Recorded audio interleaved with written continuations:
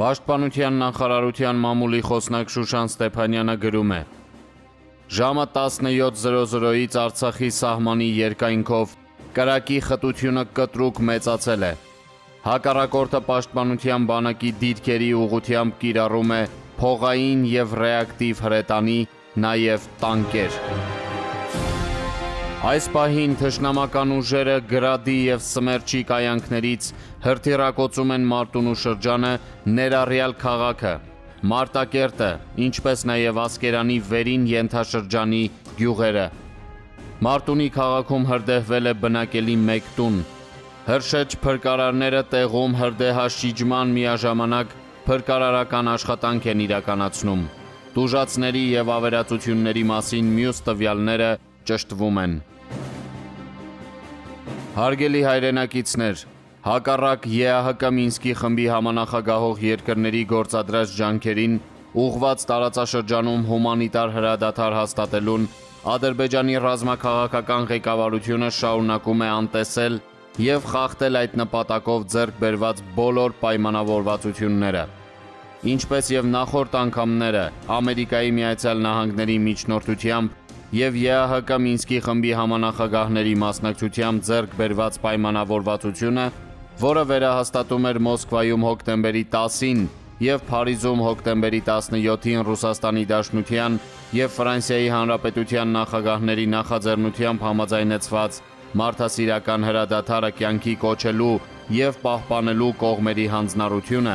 այսօր կրկին կոպտորեն խախտվել է պաշտոնական Բաքվի կողմից։ Հատկապես օրվա երկրորդ կեսին Ադրբեջանն առաջնագծի ողջ երկայնքով վերսկսել է նախահարձակ գործողությունները հրթիռահրետանային միջոցների կիրառմամբ։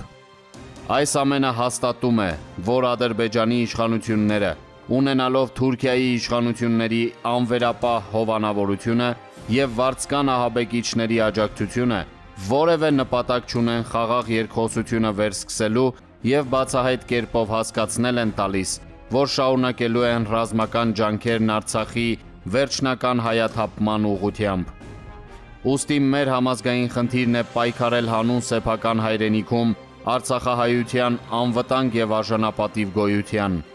Մեր ժողովրդի անվտանգությունն ու իրավունքները որևէ զիջման ենթակա չեն եւ այդ հարցում մեր վճռականությունը վեր է բոլոր տեսակի հանգամանքներից եւ ցանկություններից։ Գրում է Արցախի Հանրապետության նախագահ Արայիկ Հարությունյանը։ Չնայած արցախա-ադրբեջանական հակամարտ զորքերի շփման գծում արդեն երրորդ անգամ հումանիտար հրադադարի հաստատման ուղղությամբ գործադրվող ջանքերին, այս անգամ ԱՄՆ-ի կողմից, այդուհանդերձ միամտություն կլիներ կարծել, որ այն իրականում կմտնի համակարգված գործողության մեջ, քանի որ տարածաշրջանային ընթացիկ զարգացումների գլխավոր նախաձեռնողն ու թելադրողը ոչ թե Ադրբեջանն է, այլ Թուրքիան, գրել է Պաշտպանության բանակի նախկին խոսնակ Սենոր Հասրաթյանը։ Լիարժեք հրադադար հաստատելու եւ դրանից հետո պատերազմը վերջնականապես ավարտելու համար կամ մեկ իրական ճանապարհ՝ ճանաչել Արցախի անկախությունը եւ Բաքվին ստիպել հաշտվել ստեղծված իրողության հետ։ Իսկ դա կարող ենք անել բացառապես մենք, մեր ռազմական դիմացկունությամբ եւ դիվանագիտական խոհեմությամբ, աշխարհին համոզելով, որ այս երկիրն իրավամբ վաստակել է ազատ եւ անկախ ապրելու իրավունք եւ արժանի է հարգանքի։ Որքան էլ դժվար, բայց շնորհիվ մարտադաշտում ամեն օր հերոսացող մեր նվիրյալների հաստատուն ընթացքով մենք հասնելու ենք այդ վեհ նպատակին։ Հավատացեք, նշել է նա։ Իրանի հեղափոխության կորպուսը Մազանդարանի եւ Գիլյանի շրջանների հատուկ նշանակության ուժեր եւ ռազմական տեխնիկա է ուղարկում Լեռնային Ղարաբաղի, ինչպես նաև Նախիջևանի հետ սահման։ Ինչպես տեղեկացնում է Armenpress-ը վկայակոչելով իրանական Ազարիհա տելեգրամ ալիքը, այս մասին լրագրողների հետ զրույցում հայտնել է Իրանի հեղափոխության կորպուսի ներկայացուցիչը, նշելով, որ Թեհրանը դա անում է երկրի հյուսիս-արևմտյան սահմանների երկայնքով օտարերկրյա ներկայությունից երկրի ազգային անվտանգության եւ տարածքային ամբողջականության պաշտպանության համար։ Իրանը տարածաշրջանի աշխարհաքաղաքական սահմանների ոչ մի փոփոխություն չի հանդուրժի, ասել է Իրանի ներկայացուցիչը։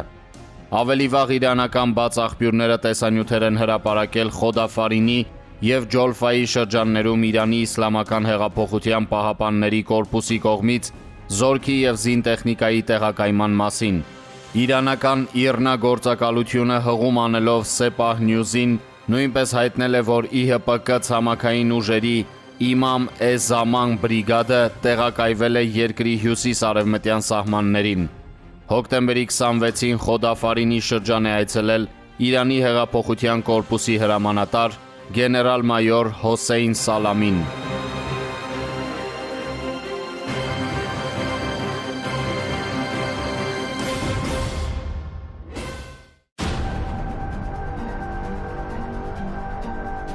Հայաստանի վարչապետ Նիկոլ Փաշինյանը հնդկական հեռուստաալիքին տված հարցազրույցում կոչ է արել ԱՄՆ-ին և Ֆրանսիային օգնել Ռուսաստանին կայունությունը վերականգնելու հարցում։ Հայաստանի վարչապետը նշել է, որ համանախագահները պետք է գործեն միասին, քանի որ առանձին չհամաձայնեցված նախաձեռնությունները չեն ունենա բավարար արդյունք։ Այդ հանգամանքն անվիճելի է։ Միաժամանակ Հայաստանի վարչապետն ԱՄՆ-ում հրադադարի շուրջ քննարկումների մեկնարկին հարցազրույցը տեղի է ունեցել հոկտեմբերի 23-ին։ Թերևս այդ հայտարարությամբ փորձել է ցրել Ռուսաստանում որևէ կասկած, թե Վաշինգտոնում կարող է տեղի ունենալ սեպարատ գործընթաց։ Այդ առումով կարևոր է նաև, որ հրադադարի վերաբերյալ ԱՄՆ պետքարտուղարության հայտարարության մեջ կատարվում է հղումը հոկտեմբերի 9-ին Մոսկվայի նախաձեռնությանը, որը հրադադարի առաջին, բայց չիրականացած փորձն էր։ Հետո եղավ հոկտեմբերի 18-ին Ֆրանսիայի դարձյալ չիրականացած երկրորդ փորձը։ Գործնականում խախուտ է դիտարկվում նաև Վաշինգտոնի փորձը, բանն այն է, որ հայկական կողմը հայտնել է հյուսիսային և հարավային ուղղություններում թշնամու հրետանային հարվածների մասին։ Միևնույն ժամանակ զուտ հանրային դիտարկման տիրույթում թերևս միամտություն կամ ինքնախաբեություն կլինի կարծել, որ հնարավոր է հասնել զրոյական հրադադարի, այն էլ պատերազմի նման ռազմական և քաղաքական շերտերի և մասշտաբի պայմաններում։ Օրինակ, ապրիլյան քառօրյայում մասշտաբների անհամեմատ նվազ լինելու պայմաններում ապրիլի 5-ի հրադադարի մասին մոսկովյան համաձայնությանը մոտ մեկ ամիս դեռևս հաջորդում էին տարբեր մասշտաբի խախտումներ։ Հետևաբար հրադադարի իրականանալիության հիմնական չափումը պետք է լինի թերևս երկու տիրույթում՝ խաղաղ բնակավայրերի թիրախավորում և ներթափանցումներ և մասշտաբային ռազմական գործողություններ։ Եթե Բաքուն զերծ է մնում դրանցից, ապա ընդհանուր առմամբ հնարավոր է ասել, որ գործում է հարաբերական հրադադարի ռեժիմ։ Միևնույն ժամանակ անկասկած է, որ անհրաժեշտ է վերահսկման արդյունավետ մեխանիզմ։ Համանախագահները հայտարարել են, որ հոկտեմբերի 29-ին Ժնևում Հայաստանի և Ադրբեջանի արտգործնախարարների հետ լինելու են դրա վերաբերյալ քննարկումներ։ Այստեղ հենց էական է դառնում, թե որքանով են Մինսկի խմբի համանախագահներն այդ հարցում միասնական։ Նրանք ունեն ընդհանուր պատկերացում վերահսկման մեխանիզմի վերաբերյալ, թե ոչ։ Եթե ունեն, ապա բավական դյուրին կլինի այդ պատկերացումը Բաքվին պարտադրելը և այդպիսով Թուրքիայի խաղի հնարավորությունը սահմանափակելը։ Եթե ոչ, ապա իրավիճակը կմնա խիստ հեղեղուկ։ Այդ իմաստով պետք է ուշադրություն դարձնել հանգամանքին, որ հարցը նախորդ շաբաթասկզբին քննարկվեց ՄԱԿ-ի անվտանգության խորհրդի արտահերթ նիստում, հենց Մինսկի խմբի համանախագահ 3 երկրների նախաձեռնությամբ, որոնք անվտանգության խորհրդի մշտական անդամ են։ Անվտանգության խորհրդի նիստից հետո չեղավ որևէ հայտարարություն, բանաձև, որևէ որոշման մասին տեղեկատվություն։ Միայն Ռուսաստանի Դաշնության ներկայացուցիչը հայտնեց, որ քննարկվել է վերահսկման մեխանիզմի հարցը և դիտարկվել է ԵԱՀԿ մոնիտորինգի տարբերակը։ Մինչ այդ Ռուսաստանի Դաշնության արտգործնախարար Լավրովը հայտնել էր, որ Մոսկվան ճիշտ է համարում ռուսաստանյան ռազմական դիտորդների ներկայությունը շփման գծում, որպես վերահսկման մեխանիզմ։ Այդ տարբերակը դուրս է եկել օրակարգից և փոխարինվել ԵԱՀԿ դիտորդներով, թե Մոսկվան կփորձի առաջ մղել այն։ Արցախի հակամարտության հեշտ լուծման մասին ԱՄՆ նախագահ Դոնալդ Թրամփի հայտարարությունը, հատկապես Կոսովոյի օրինակով այն համեմելու հանգամանքը, Հայաստանում հասկանալիորեն արժանացել է բավականին լայն քննարկման։ Անկասկած է, որ Թրամփն ակնարկում է Կոսովոյի օրինակը որպես Արցախի պարագայում հնարավոր քայլ։ Ամբողջ հարցն այն է, թե կանի դա Թրամփը, թե պարզապես այժմ էլ Արցախի ճանաչման հարցն է դարձել ԱՄՆ նախագահական ընտրարշավի խաղարկման թեմա, այսպես ասած իրադարձության բերումով։